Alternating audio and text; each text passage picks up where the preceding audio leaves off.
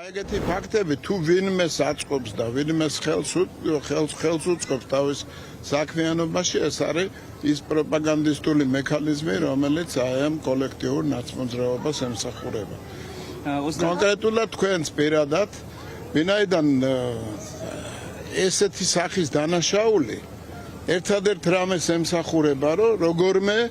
მოახდინონ საქართველოს ხელისუფლების მისი სტრუქტურების დისკრედიტაცია და ამაში ვინ არის დაინტერესებული ჩვენ კარგად ვიცით. სასაკვირველია, ვიღაც გოგოს რო სახში დახვდები, წააქცევ. ეს არა თუ რაიმე სტრატეგიულ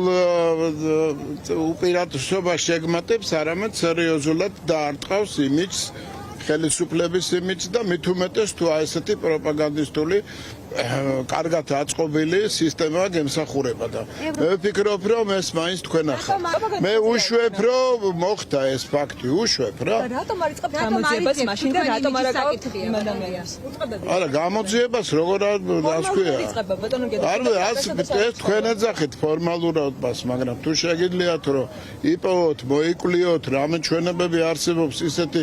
რომელიც იმ დამნაშავის კვალზე გაგიყვანთ რასაკვირველია პასუხისგებაში მისცემული პირი აქტივისტების წინააღმდეგ ვინც იყო შეგიძლიათ დაგუსახელოთ მინდა იქ სამთვების გამო მე კიდევ ერთხელ გეუბნებით რომ თემა თვითონ ძნელი გამოსაძიებელი ამაში დამეთანხმეთ მაგრამ კიდევ ერთხელ დაგეგმა თვითონ აი ამ დანაშაულის ჩადენის საკმაოდ გავს იმ ხელწერას რომელსაც პროვოკატორები იყენებენ და მე ვფიქრობ რომ მაინც ისრებით თქვენსკენ